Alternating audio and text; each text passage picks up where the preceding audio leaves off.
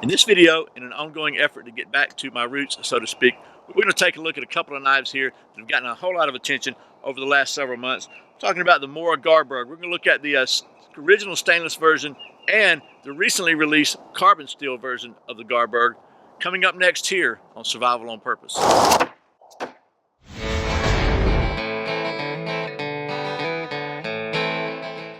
Welcome back to Survival on Purpose, your home for information and gear reviews related to camping, survival, and general preparedness for regular folks. My name is Brian. Thanks for joining me.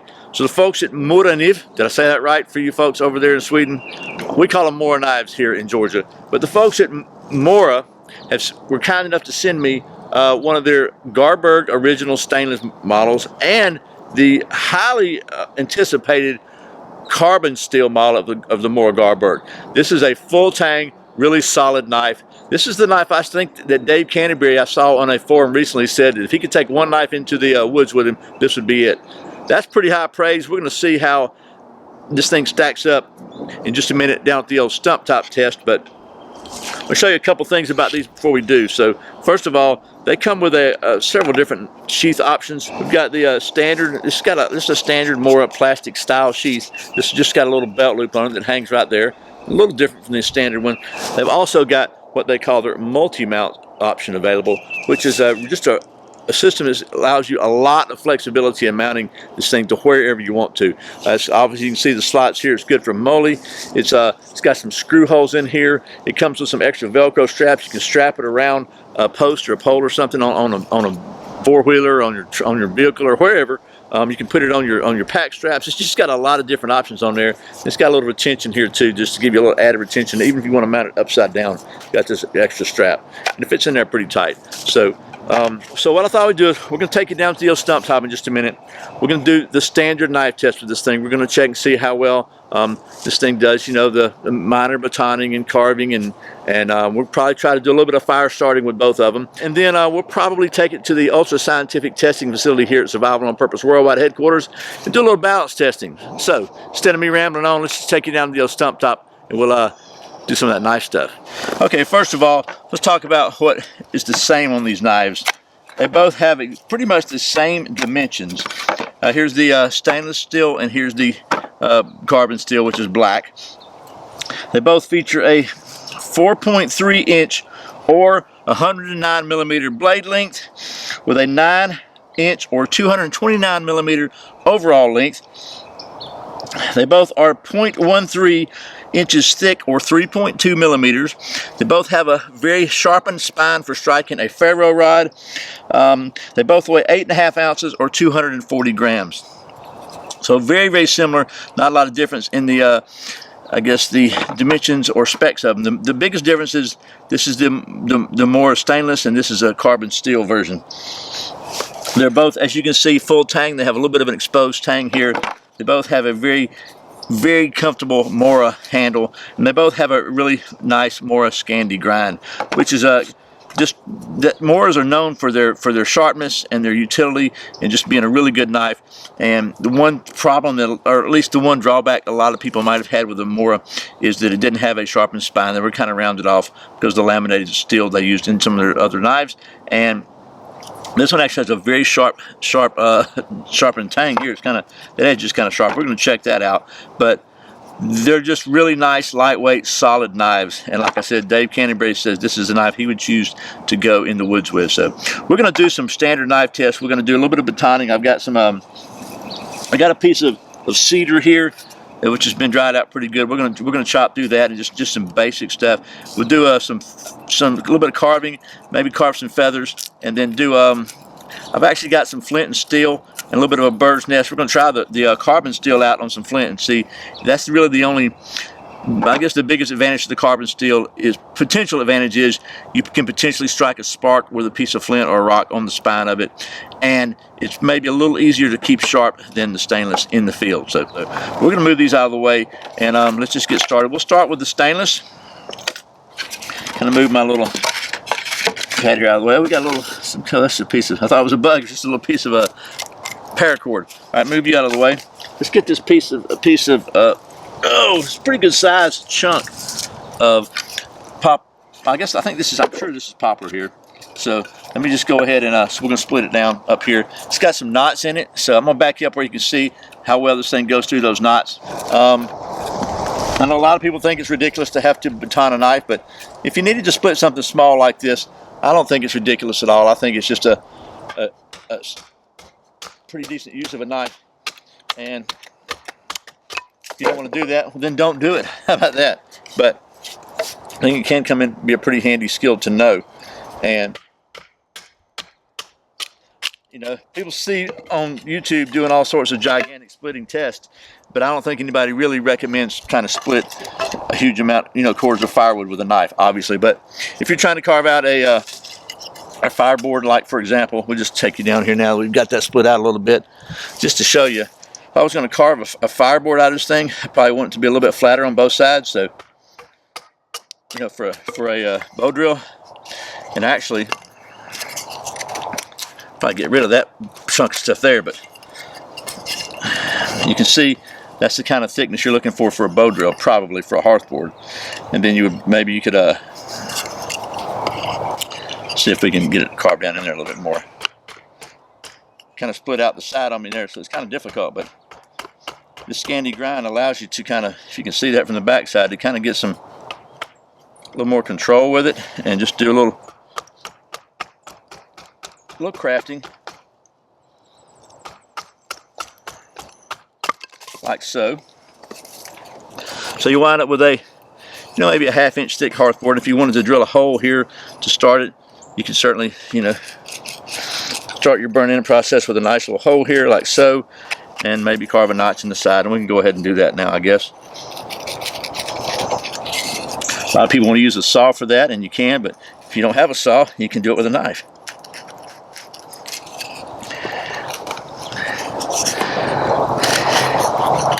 You would probably burn this in first, but I'm just kind of giving you an idea. Not probably, you would, but you just carved a nice little notch there. So we'll go ahead and stick with the stainless version here and tap out the one more time here. We'll do some feathers. Split this down once more. And let's see. I'm pretty sure it's going to carve some decent feathers because it is, after all, it's a Mora, right?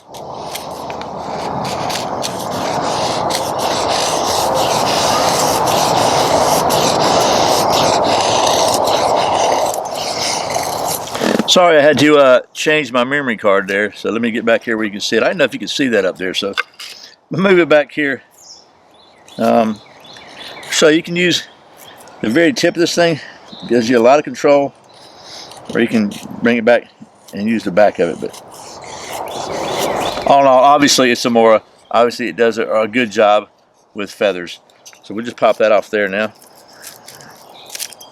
I think, but what I like about Moras is they're so comfortable, and just doing a really heavy-duty carving with this thing, I mean, you're not going to get a hot spot there. There's just no hot spot available there. If your hands are cold, you're out of luck because there's not a hot spot. And it just carves like nobody's business, as you can see. And yet, it lets you do just really, really super fine task. And if you want to make notches or whatever with it, you can just I think this is, so far, doing a great job. So let's just check it out now. Another thing that's really good, and I don't know if this is going to burn up here. These are not. Let me just carve a few more little super fine ones here and see if we can maybe get them enough to get a nice fire going. Or maybe we can just scrape off of it. We can get some nice little scrapings here. Off the poplar. Now, I could, of course, use the old fat wood, and really, why not, right? But suppose you couldn't find any fat wood, so we don't want you. Suppose all you could find is an old piece of dried out poplar, and you split it open. Let's just see. I don't know if it's going to work or not without the fat wood. It's not the best, finest curls in the world, but let's just see.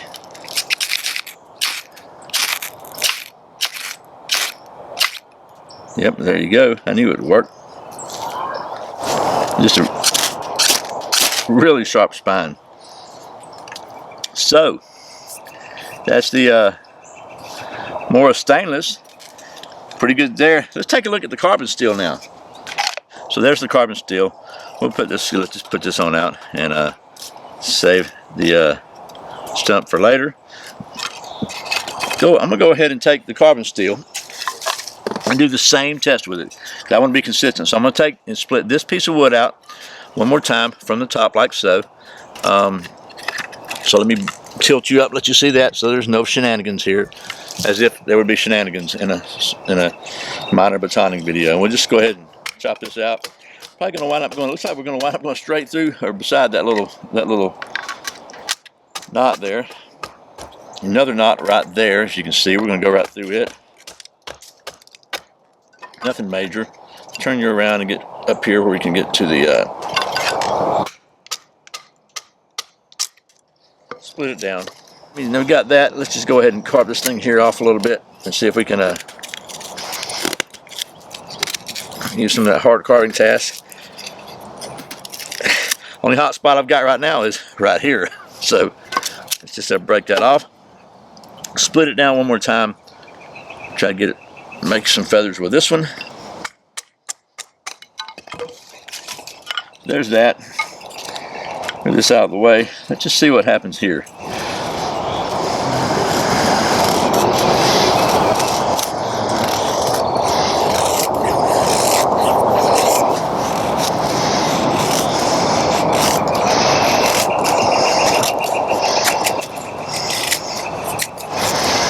Okay, not bad there.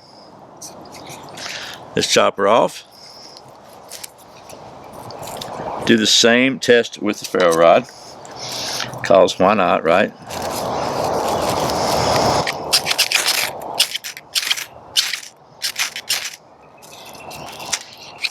Oh, look at there.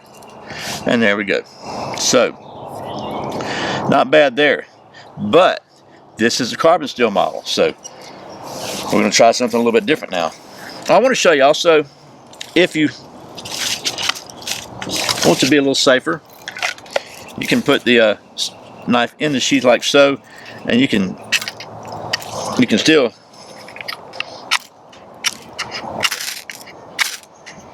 scrape it like so. I just prefer to use the blade.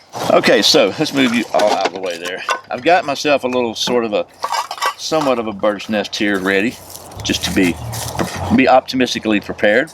I've got some really old char cloth that I found. Hopefully is good. It's been a sealed up can inside the house, so it should be okay. Looks like it could be decent. Let's sit it right here. Looks like I got a little bit of fatwood dust in there too. We'll just put a little bit of that in there just to be safe, just to help the old bird's nest. And then I found a little piece of flint. Now, don't know if this has got enough sharp edge on it. We're going to see. So let's just see if we can get, first of all, if we can get a spark off this thing.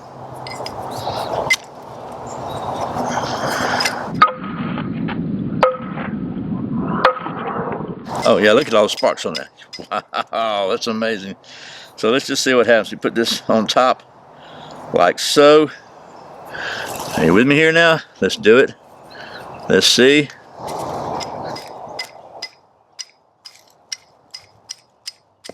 I'm getting all kinds of sparks. Oh, looky there. And we got a little glow there. We'll put her in the bird's nest, so to speak. Let's tilt you up where you can see what we're doing here. We don't lose it, so there's no funny business going on here.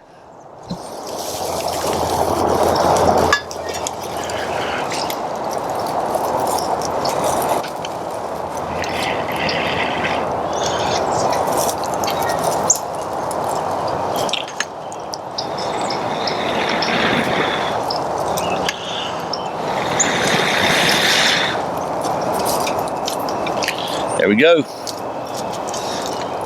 We have fire. So, well, we got fire from the Garberg little piece of flint and some char cloth. So I gotta say, everything that it's supposed to do, it did. But is it balanced?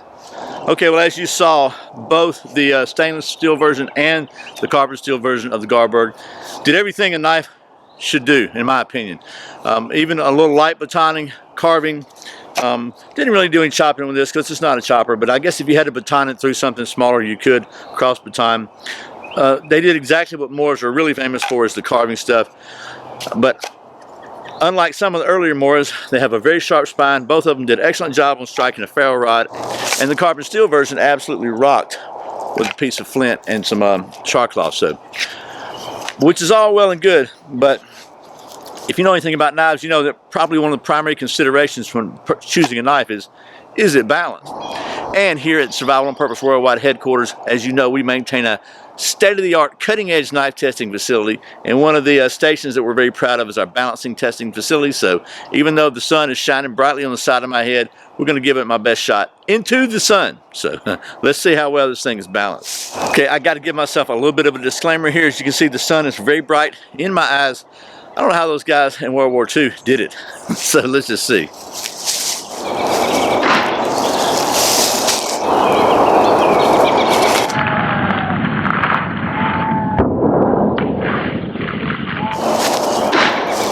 Let's try the carbon steel. Balance testing is not easy with the sun shining directly into your old eyeballs, but we're going to call these balanced.